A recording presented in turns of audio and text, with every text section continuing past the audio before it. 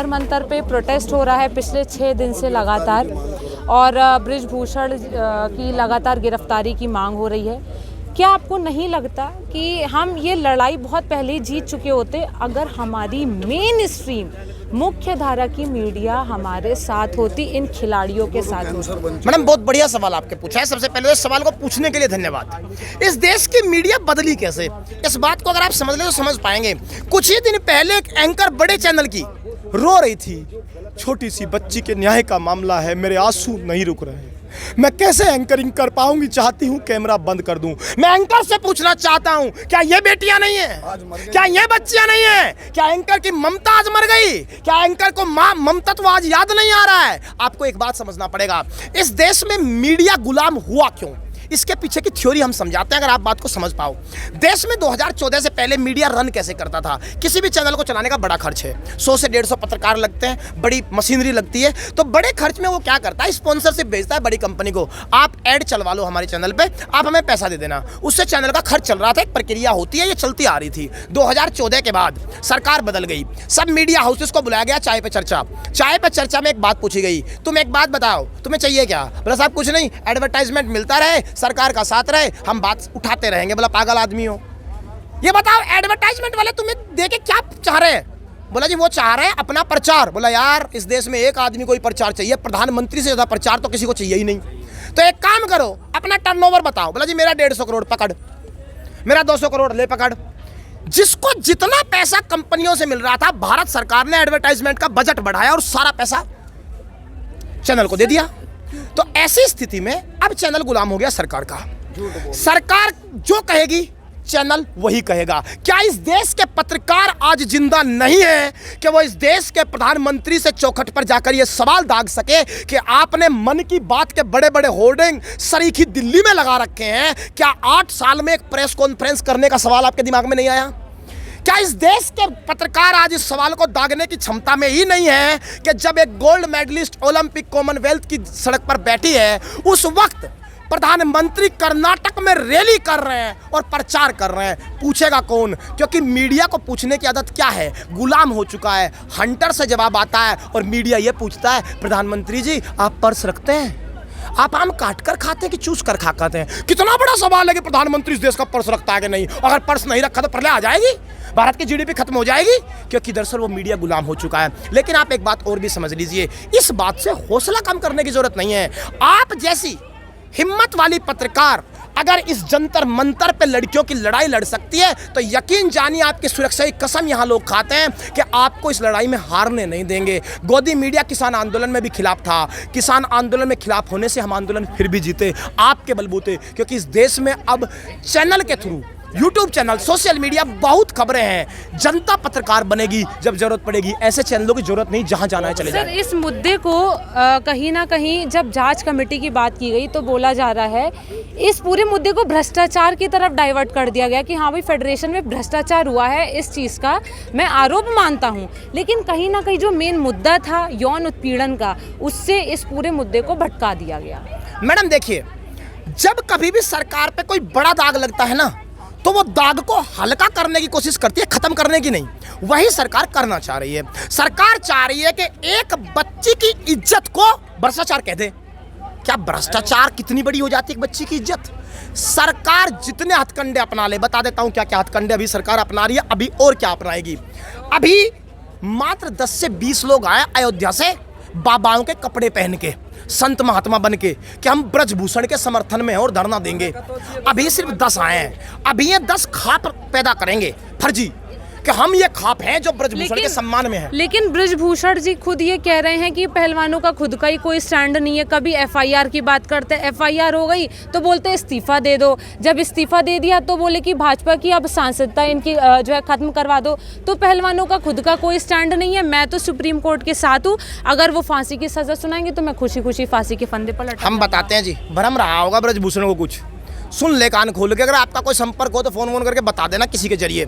इस आंदोलन का एक ही मकसद है, इस आदमी ने 12 साल में जो कुकर्म का कुआं बनाया है ना, इसकी एक एक ईंट उखाड़ के जाएंगे हम यहाँ से। इस आदमी को सलाखों के पीछे जाना होगा और ये बाहर आने लायक बचेगा नहीं, यही मकसद है। ये कुछ ही कहता रहे। लेकिन वो तो कह रहे हैं कि आज तक 12 साल में तो कभी ऐसा कोई केस आया नहीं है, ये तो अभी कुछ महीनों पहले आया है। अगर ऐसा था तो अब 10-12 साल पहले हमसे बताते। हाँ, हम बता रहे हैं मैडम। मुझे बताइए ब्रजभूषण है कौन? अगर आप ये जान लेंगे तो फिर ये समझ जाएंगे कि छोटी बच्ची इस आदमी के खिलाफ कभी नहीं बोल सकती, छोटी क्या बड़ी भी नहीं बोल सकती। ये एक वो आदमी है जो ऑन कैमरा एक पत्रकार को कह रहा है कि मैंने एक आदमी को भीड़ में गोली मार दी। ये वो आदमी है जिस पर टाड़ा लग चुका है। ये वो आदमी है जिस पर 307 के अपराध दर्ज हैं। ये वो आदमी है जिस पर पोक्सो लग चुका है। ये वो आदमी है जो खुद को ऑन कैमरा बाहुबली कहता है। ये वो आदमी है जो ये कह रहा है कि धरना करने वाले करें, मैं तो मजे में हूं। जिस आदमी के पास डकैती का ऐसा धंधा हो, गुंडाई की ऐसी खान हो, उसके खिलाफ कोई छोटी बच्ची बोलने की हिम्मत जुटा पाएगी? साधुवाद करता हूं मैं इन बच्चियों को कि इन्होंने कुश्ती में तो इस देश पर एक एहसान किया ही था, मेडल ला करके पीढ़ियों पर भारत की बच्चियों पर और भारत के भविष्य पर ऐसा आसान कर गई कि इस आदमी की पोल खुल सर, इस प्रोटेस्ट की जो सबसे जो बड़ी मांग है कि ब्रजभूषण की गिरफ्तारी हो, क्या आपको नहीं लगता कि जो भाजपा की इसकी जो सांसदी है, ये एक बड़ा रोड़ा है इसकी गिरफ्तारी के बीच में, क्योंकि कहीं ना कहीं एज अ बैक पावर ये सदस्यता उसके लिए काम कर रही है? मैडम, दो बातें हैं। अगर बात को थोड़ा सा व्यापक कर देंगे तो बात को समझ पाएंगे। आप मुझे बताइए, सरकार किस हद तक चली गई इसे बचाने के लिए? अगर सोच कर देखेंगे तो आपको हैरानी होगी। इस देश में 2013 का जजमेंट सुप्रीम कोर्ट का कहता है कि इस तरह का कोग्निजेबल ऑफेंस जिस भी आदमी पर लगे तुरंत एफआईआर कर दो। सरकार ने सुप्रीम कोर्ट की बात भी नहीं मानी क्योंकि सामने ब्रजभूषण खड़ा था। उसके बाद सरकार ने मैडम ये एफआईआर की ही नहीं।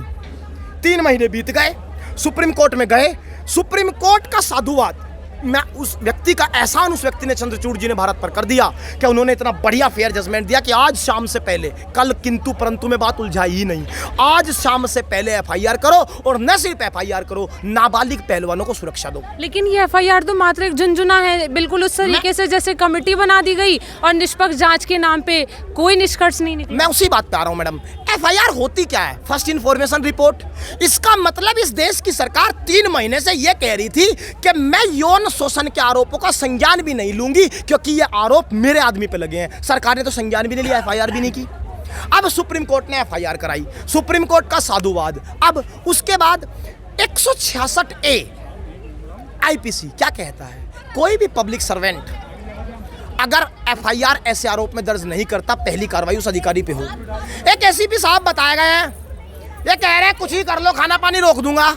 कौन एसीपी है भाई? ये कह रहा है कि अनुच्छेद 19 में संविधान का खत्म कर दूंगा।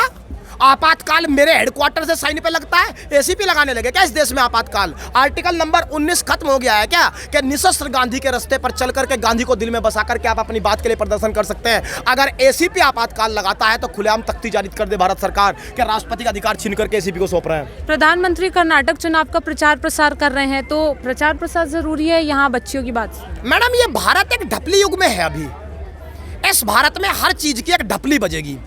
भारत में प्रधानमंत्री ने लाल किले से कह दिया जय जवान, जय किसान, जय अनुसंधान, लेकिन यह नहीं बताया कि अनुसंधान का मतलब रिसर्च होता है। और भारत सरकार ने दिल्ली यूनिवर्सिटी से लेकर तमाम सेंट्रल यूनिवर्सिटीज के रिसर्च के फंड में भारी कटौती कर दी है क्योंकि ढपली बजानी है। ढपली बजेगी तो लोग गुनगुनाएंगे और असली मुद्दे गायब हो जाएंगे। प्रधानमंत्री को ऐसा लग रहा है कि भाई साहब वोट मांगना सत्ता पाना ही राजनीति का असल रूल है। हम बताते हैं राजनीति का असल रूल। प्रधानमंत्री जी, सवालों के जवाब इस बार तैयार करके जाना। यहां तो आप नहीं आएंगे, मैं मानता हूं, जंतर मंतर, लेकिन जनता के बीच जाएंगे और जनता के बीच बैठी हर मां इस सवाल को जहन में लिए बैठी है कि प्रधानमंत्री जी, आपके रहते हुए मेरी बच्ची बारिश में भीग कर न्याय की भीख क्यों मांग रही है? आपको यह जवाब देना होगा। वो पूछने के लिए तैयार बैठी है। प्रधानमंत्री जी, वो मजबूरी कौन सी है जिसके तहत आपने एक अपराधी जिस पे 307 जैसी धाराएं थी उसको नियुक्त कर दिया कि आप छोटी नन्ही मुन्नी बच्चियों को ट्रेनिंग दीजिए जिस पर यौन हिंसा के आरोप हो? वो पूछने के लिए तैयार बैठी है कि प्रधानमंत्री जी, बच्चियों ने हाथ जोड़ के गुजारिश की थी, कौन सी मजबूरी है कि आप न उसे पद से हटा रहे हैं, न उस पे कोई एफआईआर दर्ज? सर, आपको लगता है ये जो प्रोटेस्ट है लोकसभा चुनाव 2024 पर असर डालेगा?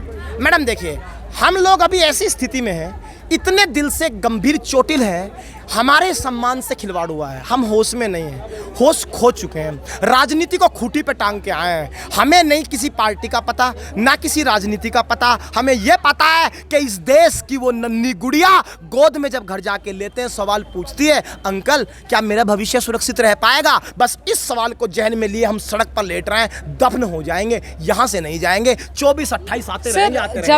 जब से इस प्रोटेस्ट में केजरीवाल जी आए हैं, तमाम कांग्रेस के राजनेता आए हैं, तब से इस प्रोटेस्ट को कहीं ना कहीं एक पॉलिटिकल एजेंडा की तरफ डाइवर्ट कर दिया गया है। अब ये कहा जा रहा है कि एक मंच के आड़ में ये लोग अपना पॉलिटिकल एजेंडा फिक्स कर रहे हैं। क्या कहना चाहिए? मैडम, मैं आपको याद दिलाना चाहता हूँ, रोहित विमुला का मर्डर जब हुआ, वो बच्चा लापता हुआ, तो स्मृति ईरानी लोकसभा के पटल पर खड़ा होकर जोर से रोने लगी, कहने लगी मैं एक माँ हूं और मेरा दिल जानता है माँ का दिल क्या होता है। यह लोकसभा में कहा। स्मृति ईरानी जब बोल रही थी, क्या वो राजनेता नहीं थी? एक व्यक्ति को अगर राजनीतिक रूप से कोई पहचान मिली है, इसका मतलब यह नहीं है कि जब बच्ची की सम्मान का मुद्दा होगा तब भी वो अपने माथे पर राजनेता लिख कर जाएगा। यहाँ जो आ रहा है वो बेटी को बचाने आ रहा है, क्योंकि सबके घर में नन्हे मुन्ने घर बेटियों से रोशन है। उस रोशनी को बचाने हर व्यक्ति आ रहा है, किसी भी पार्टी का हो। चलिए, तो इन्होंने साफ तौर पे एक बात स्पष्ट कर दी है, जितने भी लोग आ रहे हैं वो उन बेटियों को बचाने आ रहे हैं और ज़रूरत है उन तमाम ऐसे माँओं को, ऐसी महिलाओं को यहाँ आने की, इन पहलवानों का समर्थन करने की, क्योंकि इस वक्त जो इनके पास एक हिम्मत है वो मात्र जनता है और सोशल मीडिया है। हम तमाम जनता से अनुरोध करते हैं कि वो ज़्यादा से ज़्यादा इन खिलाड़ियों के समर्थन में उतरे, क्योंकि खिलाड़ियों से बढ़कर हमारे देश के लिए कोई नहीं है।